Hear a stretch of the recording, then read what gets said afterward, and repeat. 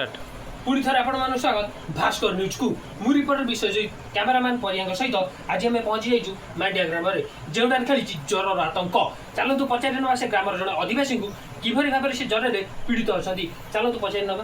प्रथम आप निजर परिचय देगले। मो ना महाप्रसाद ओझा आम घर मांडिया मत 8 दिन है ज्वर मुझे खाई पारूनी कि पी पारूनी मु खाली बिस्कुट चूड़ा खाई रोची भात खाई होनी औषध केते टका खर्च है मोर कि ज्वर कमुनी।